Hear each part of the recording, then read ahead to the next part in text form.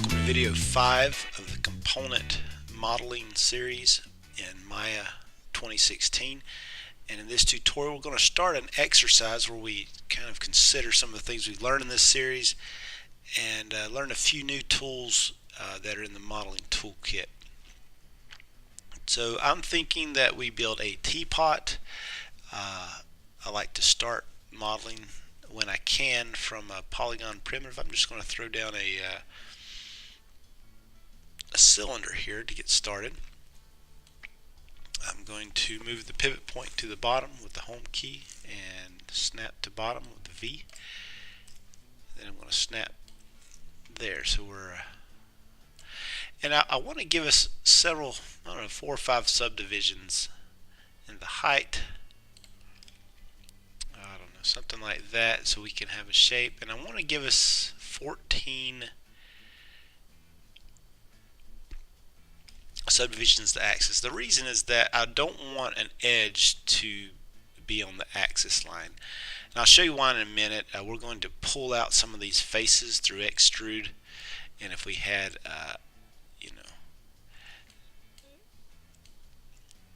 either if it's something like 12, the line's right on it. If it's 13, it's not really centered, so I was going to go with a 14.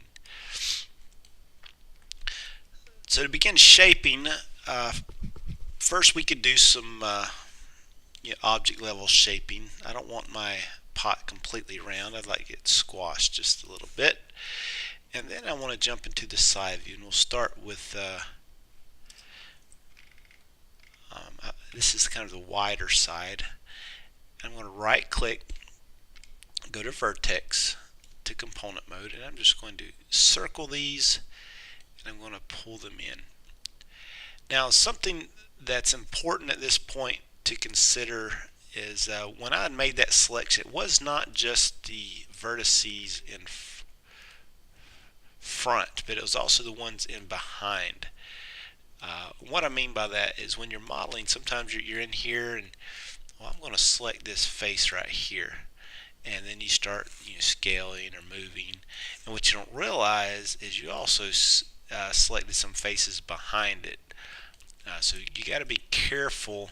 And now I wanted to select the ones both in front and back, but sometimes when you may be working just on the front side, it's beneficial to go into your select tool and say, hey, camera based selection.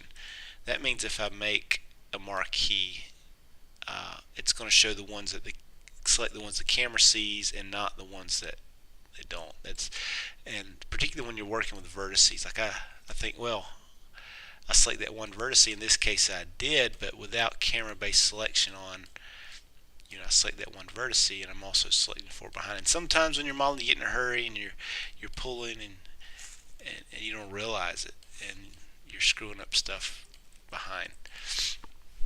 So just make sure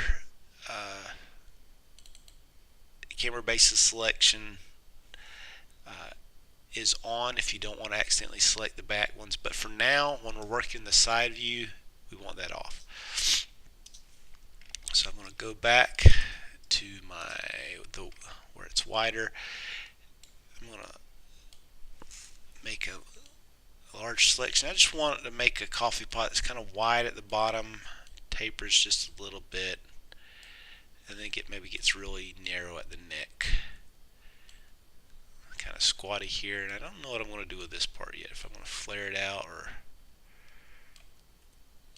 we'll see. We may add a top here. Alright. And I'm going to look at this in the, so it's kind of oval, and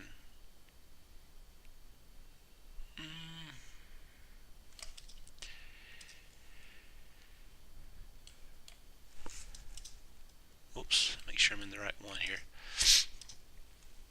And if you notice, when I'm hitting R to scale, I'm scaling from the center, and that's scaling in all directions. I'm not scaling this would only scale in one direction, and this would only scale in one direction, which you may want to do that, but what I'm showing here, I'm scaling in all directions. Now I would like a little more curve here.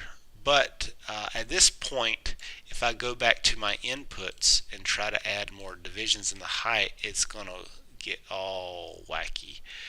And it does that. Once you start modeling on a component level, your inputs become useless, I'd say. So at this point, we can go ahead and just delete history, edit, delete by type history, and that's going to delete our input nodes. We'll not really be able to use them anyway. So how do I add geometry here if I can't add the subdivisions? Well, I could smooth it. That would add geometry everywhere, but I only want a ring here.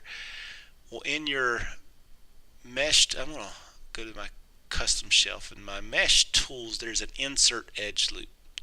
And I think that's the same tool there that I added to my shelf earlier. But if I click the insert edge loop, what that does is it creates an edge that goes all the way around an object as far as it can if it's continuous. It's good for edge flow, and since this is continuous, I can click it and then it's going to go perpendicular to the edge I select. And when I release it, it's still selected, so I can immediately hit R and I can begin to scale it and pull it up or down.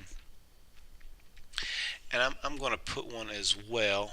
And another thing you can do with tools, if you hit G repeats the last tool that was used. In this case, it was the insert edge loop. So I put one here. I'm going to pull it up and call that good. If I wanted to continue rounding, I could. I might pull this section here, hit scale in a little bit. So that's my teapot shape. I don't know if I've ever seen a teapot like that, but that's what we're going